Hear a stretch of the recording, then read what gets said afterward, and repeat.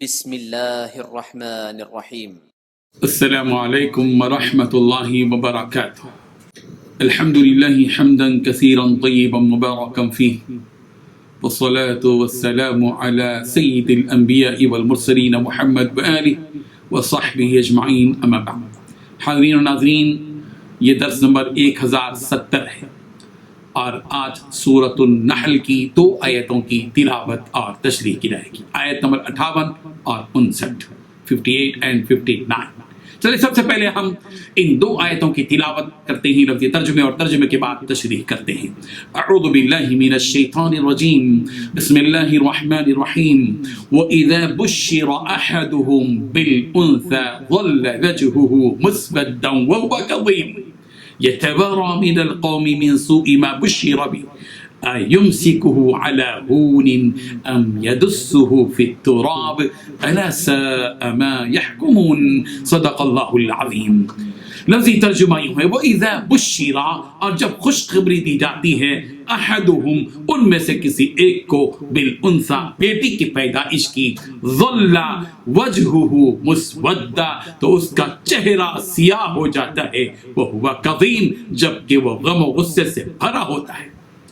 یتوارا، وہ چھپتا پھرتا ہے، من القوم، لوگوں سے، من سوئی، بوجہ اس آر کے، ما بشر بہ، کہ جو وہ خوشخبری اس کے ساتھ دی گئی، ایمسکہ، کیا وہ اسے روک کر باقی رکھے، علی ہون، ذلت پر، ام یا یدسہ، اس کو گاڑ دے، فی التراب، مٹی میں، الا، آگاہ رہو، ساء، بہت ہی برا ہے، ما یحکمون، جو وہ فیصلہ کرتے ہیں۔ ترجمہ یوں ہے، حالانکہ جب ان میں سے کسی کو بیٹی کے پیدا ہونے کی خبر ملتی ہے تو اس کا منہ غم کے سبب کالا پڑ جاتا ہے، اور اس کے دل کو دیکھو تو وہ اندوہناک ہو جاتا ہے، اور خبر بد سے جو وہ سنتا ہے لوگوں سے چھپتا پھرتا ہے اور سوچتا ہے کہ آیا ذلت برداشت کر کے لڑکی کو زندہ رہنے دے یا زمین میں گاڑ دے۔ دیکھو یہ جو تجویز کرتے ہیں بہت بری ہے۔ ان 2 آیتوں میں 5 باتیں بتلائی گئی ہیں۔ پہلی بات، جب ان میں سے کسی کو بیٹی کی پیدائش کی خوشخبری دی جاتی ہے تو اس کا چہرہ سیاہ پڑ جاتا ہے۔ دوسری بات، وہ دل ہی دل میں کڑتا رہتا ہے۔ تیسری بات، اس خوشخبری کو برا سمجھ کر لوگوں سے چھپتا پھرتا ہے۔ چوتھی بات، سوچتا ہے کہ ذلت برداشت کر کے اسے اپنے پاس رہنے دے یا اسے زمین میں گاڑ دے۔ پانچویں بات، دیکھو انہوں نے کتنی بری باتیں طے کر رکھی ہیں۔ بزرگان محترم، پچھلی آیت میں مشرکوں کے اس باطل عقیدے کی نشاندہی کی گئی تھی کہ یہ مشرکین فرشتوں کو اللہ کی بیٹیاں قرار دیتے تھے۔ جب جن مشرکوں کا عقیدہ یہ تھا کہ وہ فرشتوں کو اللہ کی بیٹیاں قرار دیتے تھے، خود بیٹیوں سے متعلق ان کا یہ حال تھا کہ وہ بیٹیوں سے سخت نفرت کرتے تھے۔ مشرکین عرب کی بیٹیوں سے متعلق نفرت کی قرآن مجید کی اس آیت میں یوں منظر کشی کی گئی ہے کہ جب ان میں سے کسی کو اس بات کی خوشخبری دی جاتی تھی کہ اس کے ہاں بیٹی ہوئی ہے، اس کا منہ غصے اور غم کے مارے کالا پڑ جاتا تھا، اور وہ اس قدر اندوہناک ہو جاتا تھا، اور اس کے دل و دماغ پر اس قدر ندامت اور شرمندگی چھا جاتی تھی کہ وہ لوگوں سے چھپاتے پھرتا تھا اور اس سوچ میں ڈوب جاتا تھا کہ اس ذلت کو برداشت کرتے ہوئے اس نومولود لڑکی کو زندہ رہنے دے یا اس لڑکی کو زندہ دفن کر دے۔ اللہ اکبر۔ سورۃ الزخرف کی آیت نمبر 17 میں بھی اس طرح کی منظر کشی کی گئی ہے۔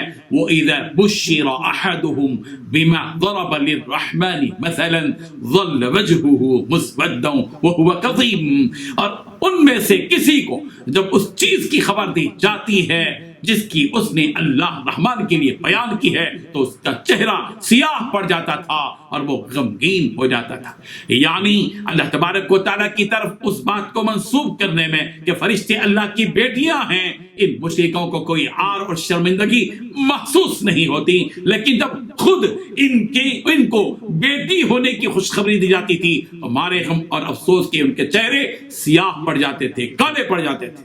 زمانے جاہلیت میں وہ لوگ جن کے پاس جن کے ہاں بیٹیاں پیدا ہوتی تھیں لوگوں سے اپنا منہ چھپائے پھرتے تھے کہ کہیں لوگ اس بات پر تانا نہ دیں کہ اس کے گھر میں بیٹی پیدا ہوئی ہے. وہ لوگ اس فکر میں ہوتے تھے کہ کیا میں اس ذلت کو برداشت کرتے ہوئے اپنی بیٹی کو زندہ رکھوں یا دوسری صورت اختیار کرتے ہوئے اپنی ہی بیٹی کو بے دردی کے ساتھ مٹی میں زندہ دفن کر دوں. ایسے ظالم لوگ جب اپنی بیٹیوں کو زندہ دفن کر دیتے تھے تو لوگوں کے سامنے آتے تھے اور اپنے آپ کو اس بات پر باعزت قرار دیتے تھے کہ انہوں نے اپنی نومولود بیٹی کو اپنے ہی ہاتھوں زندہ دفن کر دیا.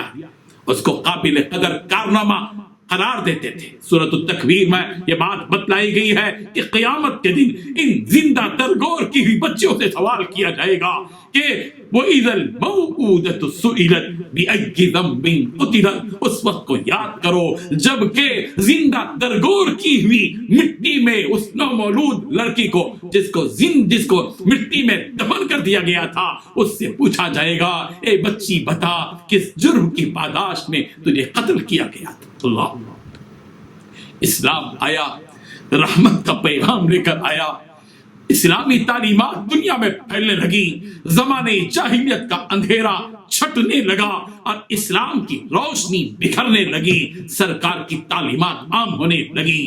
جن کے دلوں میں بیٹیوں کی نفرت تھی اللہ کے نبی نے اپنی رحمت سے ان کے دلوں میں بچوں کی محبت, بیٹیوں کی محبت بٹھائی اور پھر وہ صحابہ کرام کی جماعت تیار ہوئی جن شیدائیوں نے بچی کی پیدائش پر مسرت اور خوشی کا اظہار کیا اور پھر رسول رحمت صلی اللہ علیہ وسلم نے ان کو خوشخبریاں دی کہ جس شخص نے 3 بچیوں کی کفالت کی, انہیں ادب, تہذیب اور تمدن سکھایا, ان کی شادیاں کر دی, ان کے ساتھ اس نے سلوک کیا, اس کے لیے جنت ہے. یہ ابو داؤد کی روایت ہے. خوشخبری ہو ان ماں باپ کے لیے جن ماں باپ کی بچیاں زیادہ ہو. آج تو طنز کیا جاتا ہے, تانے دیے جاتے ہیں. ارے تانے دینے والوں, طنز کرنے والوں, شرم ہے تمہاری عقلوں پر.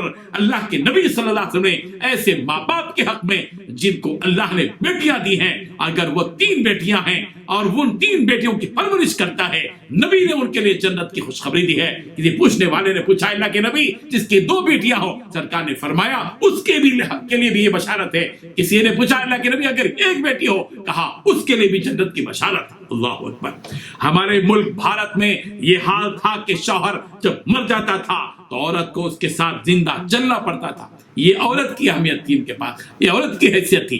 اسلام نے وہ تعلیمات دی, پیاری تعلیمات دی کہ الحمدللہ ثم الحمدللہ, جس کے مسلمانوں کو چاہیے کہ مسلمان اس نعمت پر شکر ادا کریں کہ پیارے نبی نے ہم کو کیا پیاری تعلیمات دی جو انسانیت پر مبنی ہے.